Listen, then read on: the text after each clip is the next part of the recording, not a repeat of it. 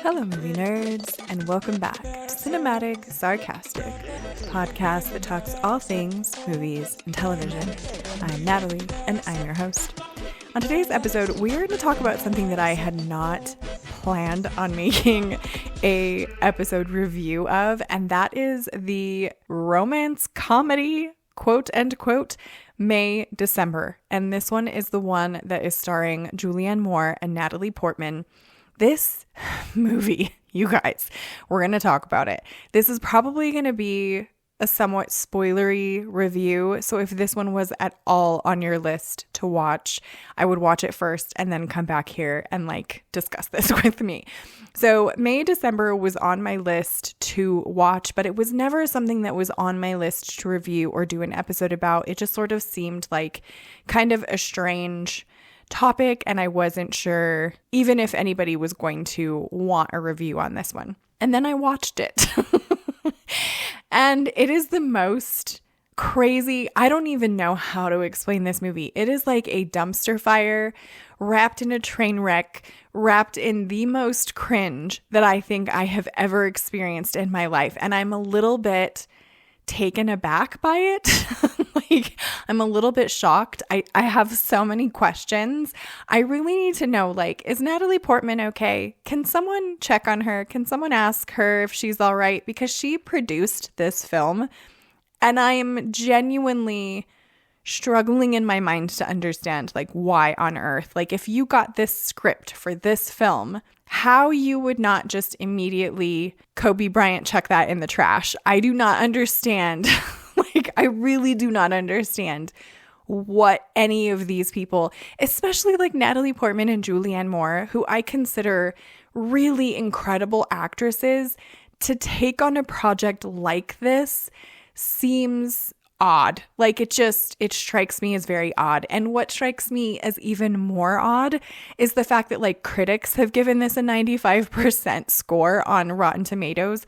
And I also think that the score for actual audience members is pretty high as well. And I am struggling. This is why I need to talk to you guys about it. I am struggling to understand why that is. So May December, for anyone who is not familiar with this movie, is basically a very loosely based, it's sort of based on true events in the way that movies are based on true events, right? Which is that they're not particularly that accurate to start with, but it's basically around a real life woman who in the 1990s, if any of you are my age, you will remember this story, I think, way back in the day. I was still very much a kid. I was probably the kid's age, but it was a woman named Mary Kay Letourneau, I want to say her name is. I might be pronouncing her last name incorrectly,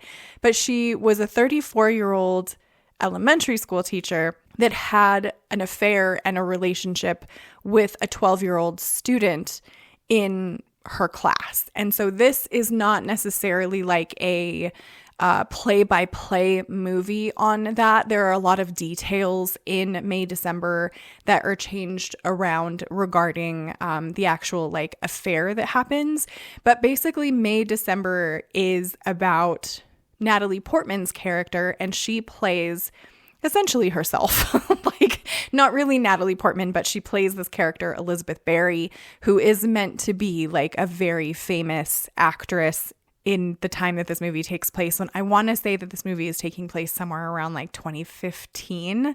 And then she is talking about doing a film about Julianne Moore's character and Charles Melton's character. And they play, basically Julianne Moore is the older woman who had the affair, and Charles Melton is the kid that she had the affair with. But of course, it's been a number of years. So that 12-year-old, he's 13 in this movie, is 36 now.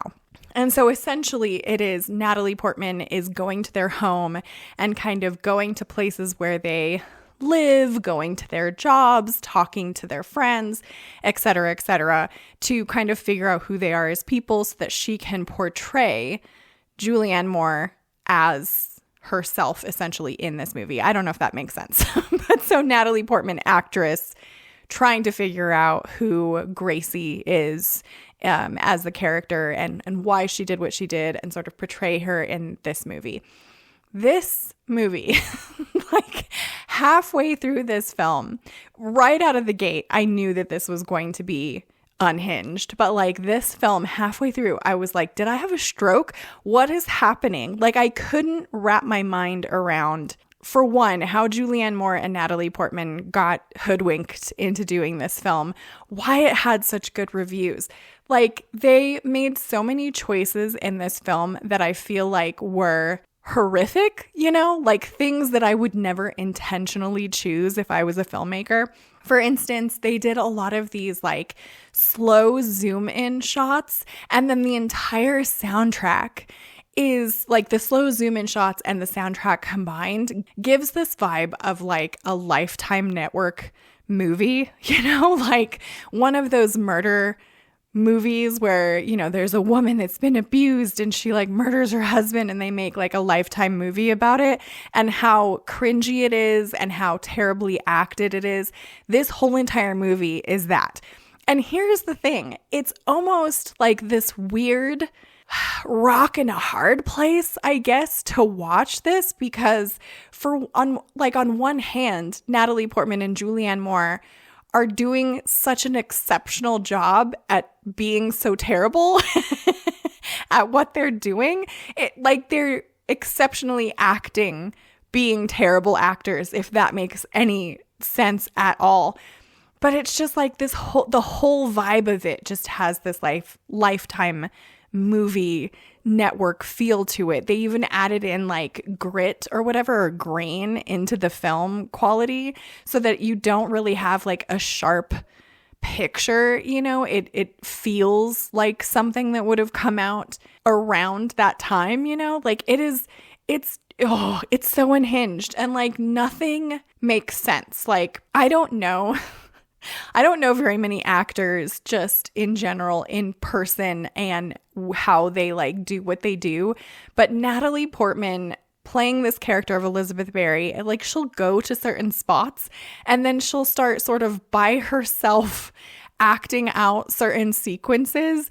And it is uncomfortable. Like it's uncomfortable to watch her do this. Like she's being overly...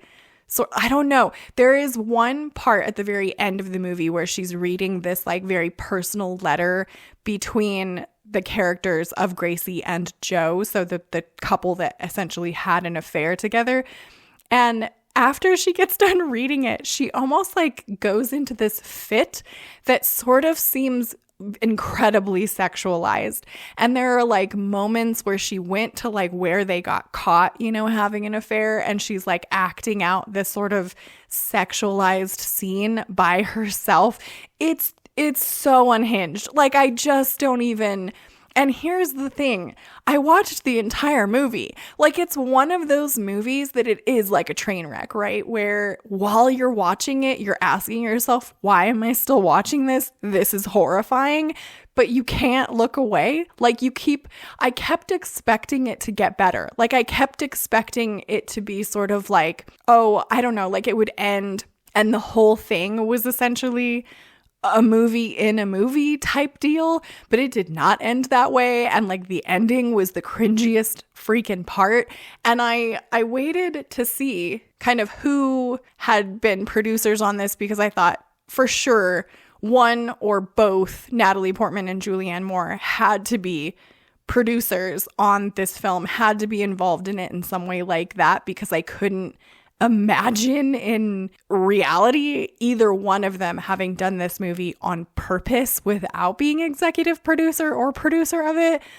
But once I saw Natalie Portman's name, and Will Ferrell, I think, is a producer on this film, blows my mind. I genuinely want to like sit down with the two of them at this point and ask them so many questions about like, what were you thinking?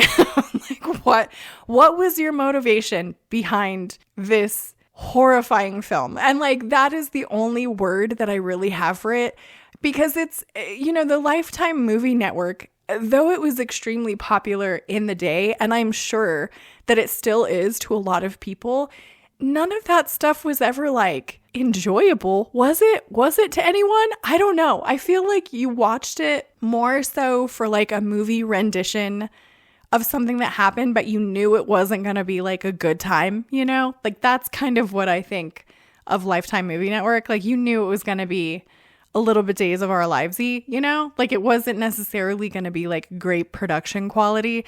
And it really surprises me that May December has really like a pretty decent cast with some exceptions. Like there are a few characters in this. One of like Gracie's, Julianne Moore's kids is like, she has like adult children that are essentially the same age as like her husband is, you know, because they went to school together. But like one of her sons is like super weird and like creepy as all get out.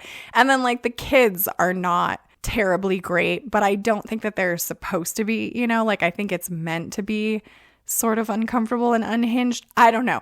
Like I desperately need you guys to tell me if you have watched this movie, if I am just missing the entire point, or if this is one of the, I feel like maybe this is one of those films for like film critics, right? Or people that are really into like artsy, weird weird movies, and I do not understand. I also don't understand how this was categorized as a romance comedy, because what? Like there is no part in this at all to me that was like romantic, and 0% of it was funny. I would categorize this more as like, I don't know, a drama. Creepy drama. Is that a category for film? I don't know. Unhinged drama. Like I definitely would not call this romance comedy unless it's meant to be a parody. But I don't feel like there was any point in this movie that like showed that it was meant to be a parody. Or maybe I'm just really dumb and I completely missed that aspect of it. I don't know.